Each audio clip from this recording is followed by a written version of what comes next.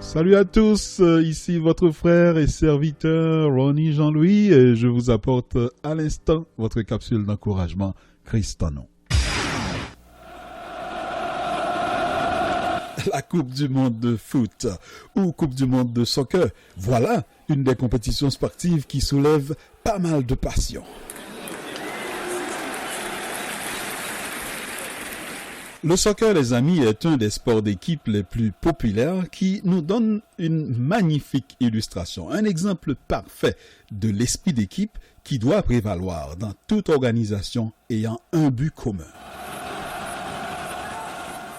Aujourd'hui, utilisons à Christ en nous la pédagogie de prédilection de Jésus pour mieux comprendre l'attitude que chaque disciple de Christ doit avoir dans le corps de Christ. Lorsque Jésus confia aux 12 la grande commission que l'on peut lire dans Matthieu 28, versets 19 et 20, « Allez et faites de toutes les nations des disciples, en les baptisant au nom du Père, du Fils et du Saint-Esprit. » il a pour ainsi dire formé une équipe, l'Église de Jésus-Christ ou le christianisme, appelé à gagner du terrain dans le monde pour Christ. Aujourd'hui, plus de 2000 ans plus tard, l'équipe a en effet gagné du terrain. Ainsi, on estime à plus de 2,4 milliards le nombre de chrétiens à travers le monde.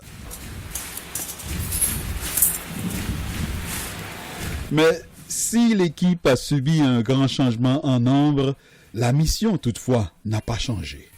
Pourtant, l'esprit d'équipe qu'animaient les 12, semble-t-il, s'est effrité avec l'augmentation du nombre de joueurs. Ainsi, c'est l'individualisme qui règne. On parle de moins en moins du corps de Christ, mais beaucoup plus de mon église locale, ma religion, mes dons, mon onction, oubliant que le Saint-Esprit distribue à chacun des dons, les place dans une église locale pour faire partie du grand tableau qu'est le royaume de Dieu.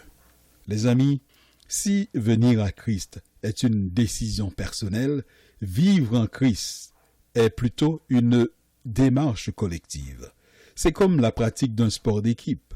Nous embrassons la vision du maître qu'est Jésus, nous recevons la formation de notre coach qu'est le Saint-Esprit et nous évoluons grâce à l'encouragement de nos coéquipiers qui sont nos frères et nos sœurs en Christ. Le tout dans l'objectif ultime de gagner du terrain pour Christ et marquer des buts en gagnant des âmes à Christ.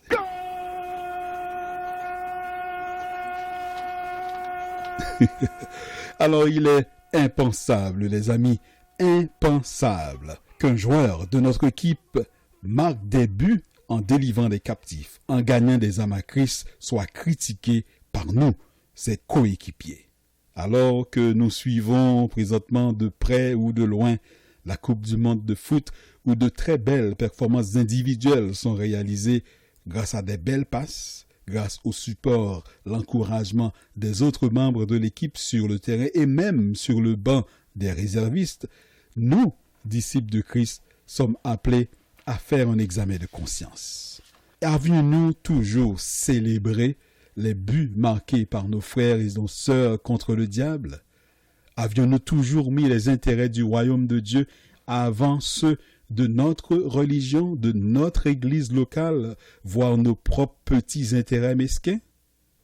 Poser la question, c'est d'y répondre. Loin de moi toutefois l'idée de vous juger. Je nous laisse de préférence en discuter avec notre coach, qu'est le Saint-Esprit des dieux. Et retrouvez-moi la semaine prochaine pour une autre capsule d'encouragement Christ en nous.